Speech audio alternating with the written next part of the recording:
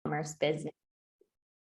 Section number 2. So if you joined us last week, we're going through an acronym that we call launches, and it's 8 powerful strategies to get your store up and running, get you launched in the e-commerce business. And these are strategies we've used to take people from 0 to 30 to 100K a month. Now, those are if you have large followings, but for the average person, we're trying to get you to at least 2,500, 3,500 a month. These are great marketing techniques, and they're really good ways for you to stay organized.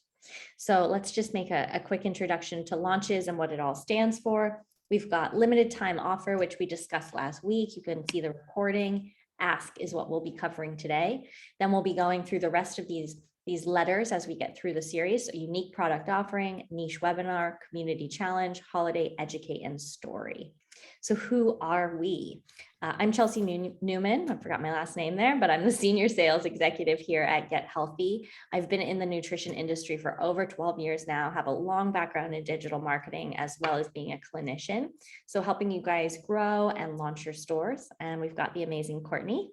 Hi, I'm Courtney Bell. If you caught us last time, we introduced ourselves, but if you are joining us for the first time, I am the marketing director at Get Healthy, been helping scale this company for the last 4 years as the marketing director.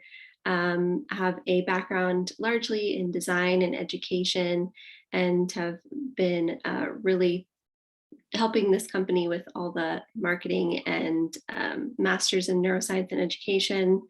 And so I'll be tying in all the neuroscience links today that we do have when they are relevant, and can't wait to get started.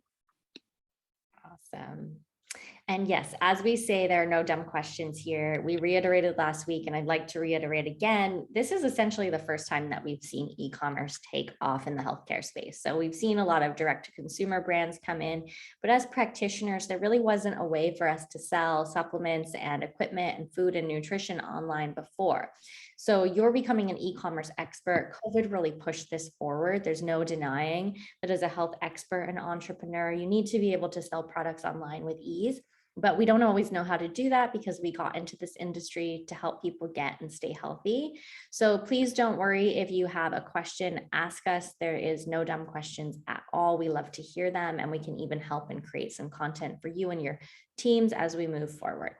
So getting directly into ask. One of the best ways that we found to launch stores, to launch brands, to launch e-commerce is to actually find out what your audience wants. And this is a great content strategy.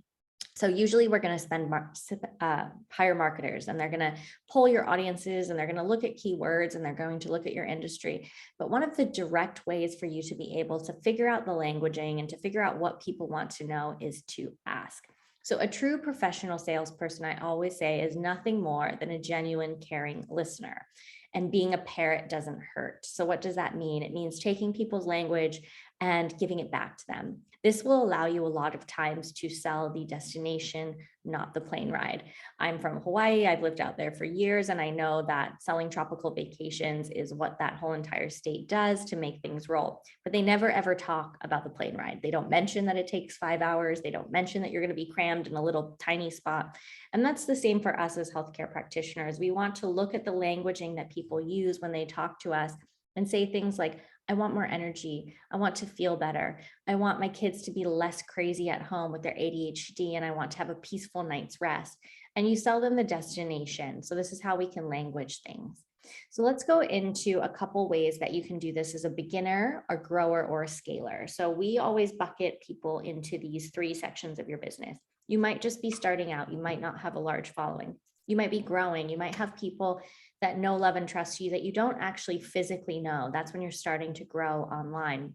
And then scaling is usually when you have a large following. Maybe you have a Facebook group. Maybe you have a lot of people on your email list that follow you, and you probably have some form of a marketing team.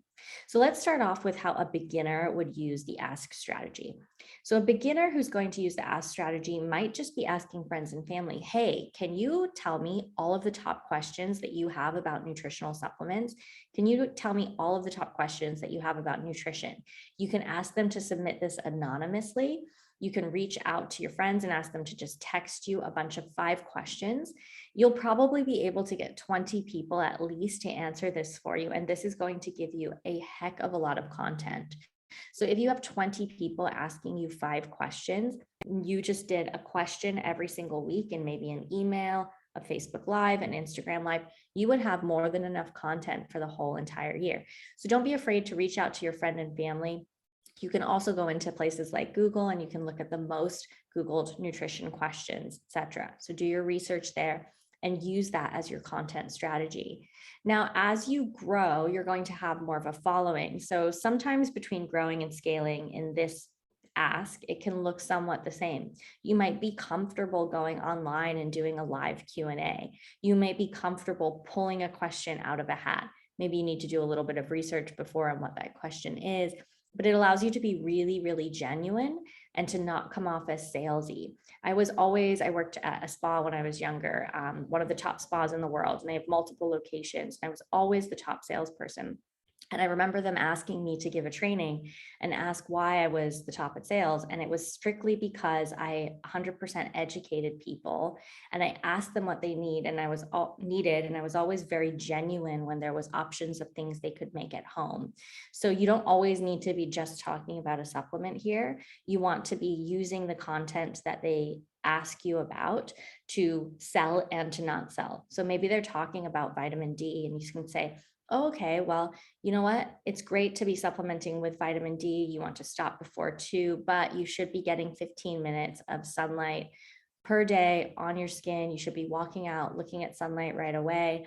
And that's a free thing that they can do. So don't be afraid to not only sell through this ask, but use it as content.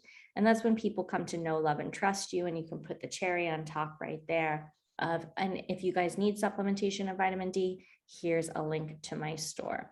So as you're growing, you can use things like SurveyMonkey. You might have an email list that you can send out and ask people questions.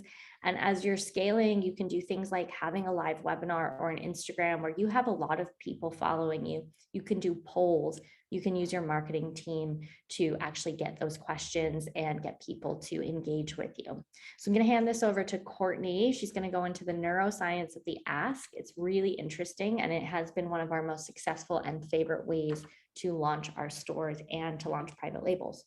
Yeah, so that was great, Chelsea. And so again, kind of reiterating what Chelsea said about the beginner and the grower and the scaler. I'd like to give some examples of that and also kind of the psychological and neuro tie-in. So for the beginner, it can be really, really easy. This is just one example on Instagram, particularly, where it's really easy to just go into a story, start a story, and all you have to do is find this ask me a question feature. And all you have to do is type in, there's a little sticker and you type in question, you click on the question, and this pops up, ask me a question. So you're prompting your followers to ask you something. And this is really, really, I think, super innovative and great for practitioners, particularly because it's not something that your clients are necessarily expecting you to do. It's something that, traditionally in traditional medicine, people are going in person or they're going on a virtual consult. It's all very cold. It's 15 minutes. It's, boom, boom, boom, in and out. And this is very, very casual. And you are able to give yourself to your clients in a way that is really casual, really open. And, I've seen many practitioners do this and just, literally open it up and people respond really well. Now you do need a little bit of a following, just, slightly, maybe 100 followers to get some engagement. Obviously these can be the closest people to you and they'll be engaged. And so they will respond, it doesn't have to be a ton of followers, but you are kind of in that beginner stage where you're not quite to the point where you're kind of a huge influencer, if you will. Another way to do this is kind of asking another question in another way is just including some text. This question says, are you scaling online? This was done through our Instagram account, and then including a little poll. So you can include polls in, Instagram, Facebook. We'll get into the webinar part of it later, but this is really, you don't have to get even your face on Instagram to do this. You can just kind of open up this question and do it informally that way. And the reason why this is so great from a psychological standpoint is we feel as people more confident when we are able to answer questions that we know. So having a little background in education and neuroscience, I know that from an educational standpoint, people are, they love answering questions they know. They don't like answering questions they don't know, right? It makes them feel stressed. So for you, it's a really nice way to, build that trust with your clients, and you can feel more confident in answering those questions, and you're able to help them in those ways. So moving on to the growing aspect of this, again, survey monkey, there's a lot of different ways. If you are growing and kind of in that middle stage, you kind of want to get to maybe a sort of an influencer status, or you want to kind of have your marketing and all of those things aligned so that you have more freedom. But you're kind of in the middle as a grower, right? So you can ask in different ways. One way, again, you don't need to necessarily get on camera, but you can. This is a particular question that this practitioner asked their audience. So kind of switching it around, and getting feedback from the audience here. So they said, share how the switch is going. So they're talking particularly about a cabinet clean out. So they have maybe a challenge going on to clean out their clients' cabinets, getting clean products, clean food in their cabinets. And they got feedback. They asked for feedback about how that's going. And on the right, you can see that they have some responses. And what this practitioner did is they erased, the name of these people to conceal their identity, but he gave out their responses. So people would have sort of this community, and they would feel like they are, together in the experience. So another way to ask, and also another kind of strategy that we'll be covering later on, which is called the challenge. So those kind of tie together, but this is another way to ask. And just an example for someone who's growing. Again, you don't have to get on camera.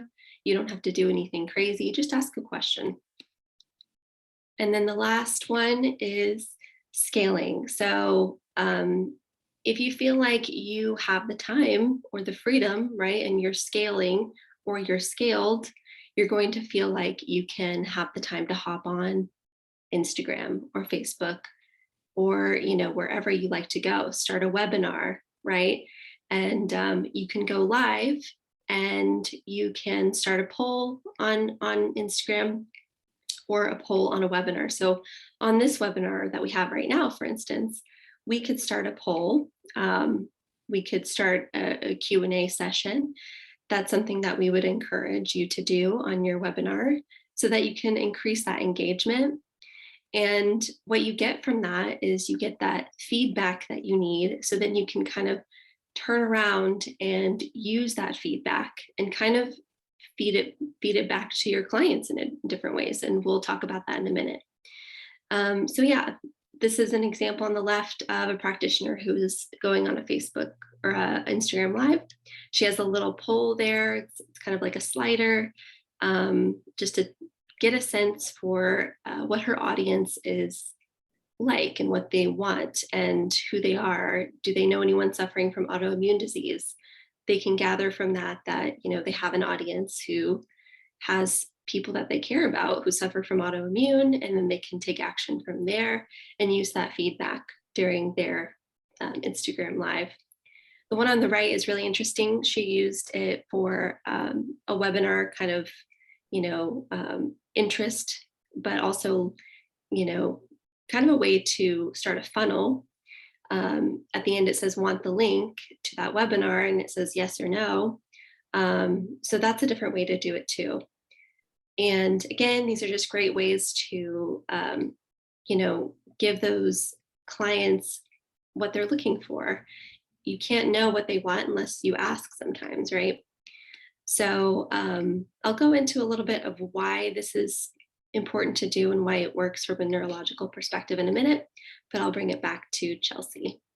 Yeah, and I just wanted to comment too on that last slide. We talked about this last week, but those two are really powerful. You guys will notice the eyeballs right there. So those are really good ways to get engagement. Obviously, one is live, so she's talking, but that picture right there, those eyeballs are very, very engaging. And so it's a powerful way to feel like community. I think Telegram, right, took off. I don't know what it's doing right now, but it was because people wanted to feel that sense of community. I said it was so new school, so old school that it was new school. It was like talk radio again. People just want to be in community with one another. And so these lives can be really, really powerful. Yeah, absolutely. All right. So why does it work? We've talked about this a few times, but I love to reiterate it. It's those levels of intimacy online. So if you are trying to sell something online and you don't ask anyone anything about themselves, it becomes very obtrusive, it becomes very pushy, and it's not always the best way to go about something. So if people feel like you're genuinely interested in them, which you are, but you have to do at scale as a practitioner these days, then it can be a really nice way to open that conversation. It also allows you, like I said, to not have to hire expensive marketing teams. A lot of these marketing teams are going to go in and look at your competitors and see the different terms that are used. But if you have an audience, then you can just go straight to them and ask them, and it can save you a lot of money.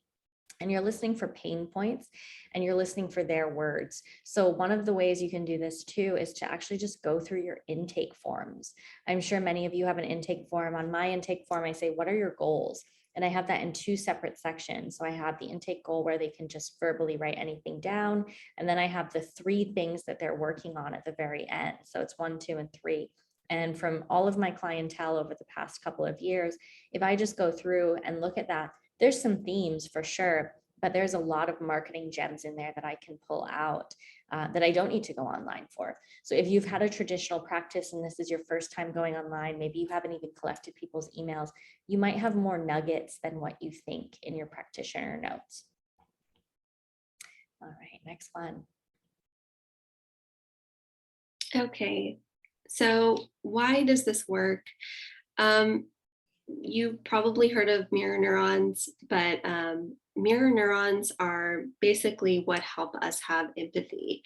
They are essentially neurons in your brain, types of neurons in your brain, that when you see someone doing something in action or talking, and you feel the need to imitate that action, that's kind of how the mirror neurons are reacting. So that you do that because of mirror neurons, basically, and it causes you to have a greater sense of empathy. So when you are asking for feedback, you are basically inciting a sense of empathy from your clients, and you're also getting more positive impressions. They're getting more positive impressions of you because you are asking for empathy from them, because you care. Basically, that's what it comes back to, right? As practitioners, you do care, and they appreciate that you care. So from a very basic level, you are building that trust. Again, you are building positive impressions. And at the very last here, you're helping them learn. You are showing that you want to. You want to give your knowledge to them. You don't just want to, again, have that cold kind of medical experience, and you want to educate them and help them at the end of the day. So it really comes down to that basic need for empathy and love and caring. It's really beautiful too with this. I just wanted to add, when you can do things live, it's almost like we have our own mini talk show. And we know how much people really love talk shows. They love to see people interact. If you look at Oprah, if you look at any of these big interviewers, they're going to have really high levels of mirror neurons. They're able to get people to talk, they lean in. And many of us as practitioners just have that in general. You can do a DNA test and you can actually see how much you have, but anyone who's gotten into this industry usually has a lot of empathy. So for you to actually open yourself up and display that is very powerful in your marketing. Absolutely. Yeah. Yeah, and so what you do with that, I mean, so you have all this feedback, you have all of this information, maybe you're collecting it in your office, like Chelsea said, or maybe you are going on Instagram, maybe you're going, even making a new survey in your office, however you're getting it. And what do you do with that, right? So, one of the things you can do with that information, obviously, take the feedback as you will, but you can blog top questions. So maybe you're getting a bunch of the same questions and you feel like this is something that you really, really need to talk about and you really need to expand upon. Well, you can do that in a blog, right? You can start to write out more content through a blog and dive into some of those questions. You can plan content. So again, it can give you what you need. You're really getting you want to give your people valuable content at the end of the day so that they want to come back. They want to engage with you and be a client of yours, and it's a relationship, right? So you want to give them that valuable content. You can do that when you get this information from this feedback. You can plan out your email series, you can plan out all your posts for valuable content. It may be different than what you thought originally, right? And then again, you can post a Q&A even on a weekly basis, continue to build a rapport with your audience, continue to build that relationship in a way that they kind of expect it. Maybe there's a, question every week, question Friday or something. You can come up with a cuter name than that. But post it every week. And it's kind of like when you see on talk shows where they do their little segments of, thank you notes or whatever it is. It can be your little segment that you do. And you post a question every week to get some community building and some feedback. So yeah, and then where it works, I'll leave this to Chelsea. Yeah, I love all of this. And, it doesn't have to be just talking to. Some people may ask you what I get constantly asked, what do you eat for breakfast in the morning? So I can make a really quick video and say, hey, this is me making my morning smoothie or my overnight oats. This is how I do it. And it needs to be very informal. People actually really like that more. But where these things work, so how to collect these questions are just what Courtney went through. A great place is SurveyMonkey, totally free. MailChimp, most of your big email servers right now, like Constant Contact, have a way for you to take questions. Zoom polls can be very powerful if you have a large audience on a Zoom. Sometimes people are apprehensive to talk on Zooms and say their questions. So I find it very important to throw a poll in there that they can answer anonymously. Like I said, intake forms, posts, and Instagram polls. These are all going to be huge. If you're in, say, a large audience, you can also do things where you say, hey, text 2244 your question. So there's software out there. Really, really depends. So thank you guys so much. I would love to hear if anyone has any questions, and you guys can always reach out anonymously as well too. You'll all have an account manager, but if anyone has any questions, we would love to hear that for you. That's me asking.